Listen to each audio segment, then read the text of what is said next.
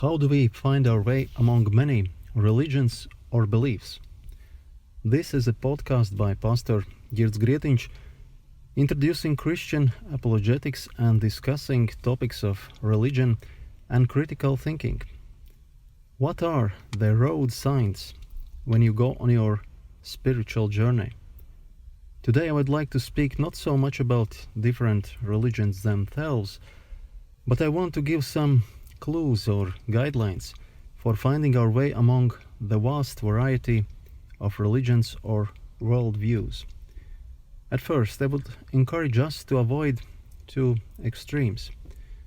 The first extreme to avoid I would call a fanatic approach. Some people are very dedicated to what they believe, but they think they are the only ones who possess all the truths, and others are completely wrong. The only option for others, in their opinion, is to see their truths, to join their group, or follow their charismatic leader. They are sometimes called sects or cults, but this way of thinking can be found also among many traditions or beliefs. The ethical problem with this approach is that their goals or ends justify the means.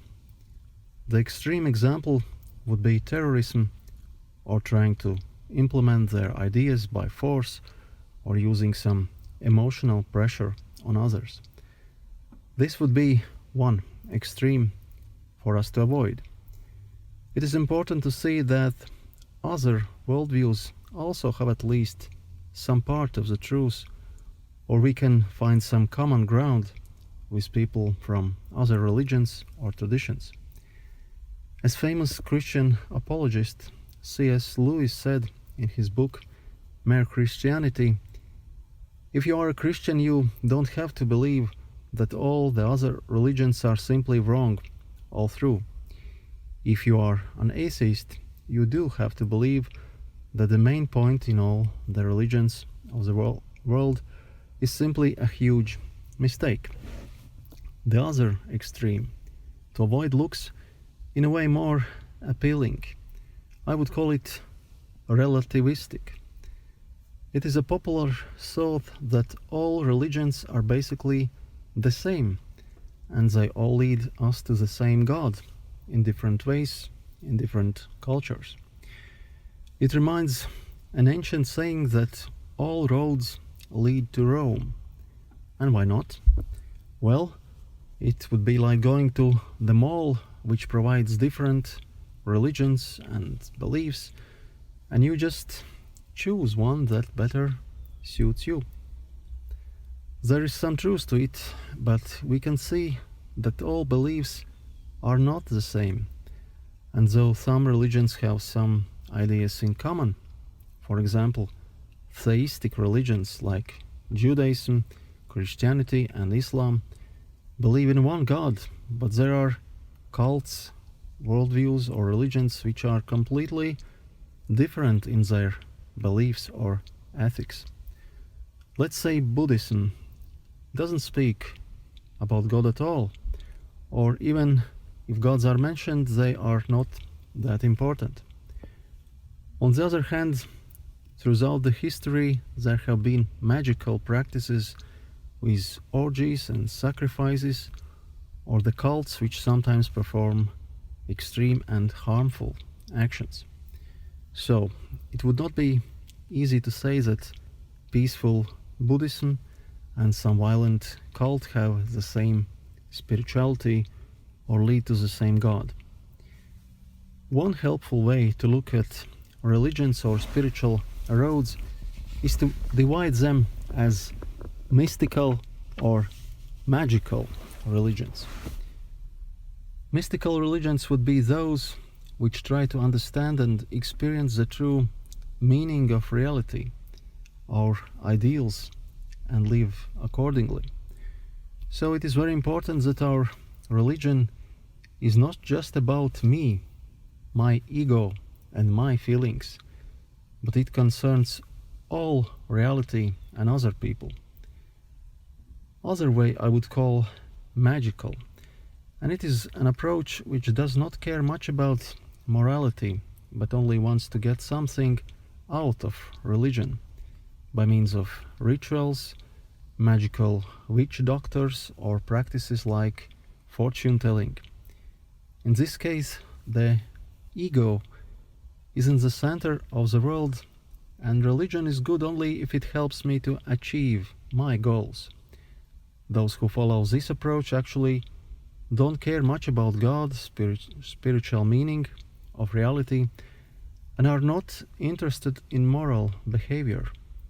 They see religion first of all as some kind of technology or a method that helps to get what they want. This attitude is in sharp contrast to Christian prayer to God as a caring Father. Your kingdom come, your will be done, where we try to accept God's reality and to learn how to live by God's ideals and standards. One more example of looking at religions would be again from C.S. Lewis's essay, Christian Apologetics, where he was thinking about religions as thick or clear soups. It's a bit funny example, so it's easy to remember. Lewis says, by thick I mean those religions which have orgies and ecstasies and mysteries and local attachments. Africa is full of thick religions. By clear I mean those which are philosophical, ethical, and universalizing. Stoicism, Buddhism, and the ethical church are clear religions. Lewis's conclusion is rather unusual. He says, if there is a true religion, it must be both thick and clear. For the true God must have made both the child and the man, both the savage and the citizen, both the head and the belly. Christianity really breaks down the middle wall of the partition. It takes a convert from Central Africa and tells him to obey an enlightened, universalistic ethic. It takes a 20th century academic prig like me and tells me to go fasting to a mystery, to drink the blood of the Lord. The savage convert has to be clear, I have to be thick. That is how one knows one has come to the real religion. End of quote. Well, these are just few examples of trying to find our way among many beliefs. My advice is not just to accept what I or Lewis is saying, but to think critically about your own criteria when you follow some religion, spirituality, or belief.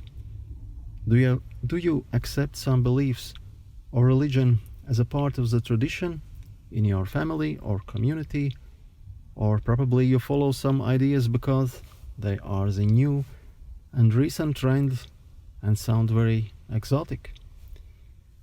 By the way, if you are saying that you don't need any of those beliefs, you will still have some beliefs.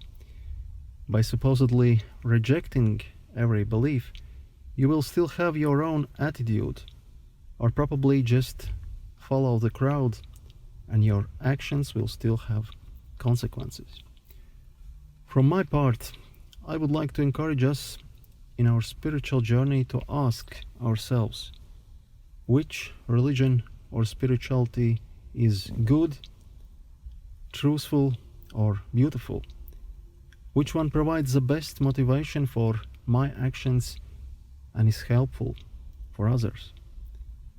Does this religion or belief take in account all the aspects of reality and other people, or it just helps me to escape reality and feel good for a while? Let us think about it and meet again next time. Thank you.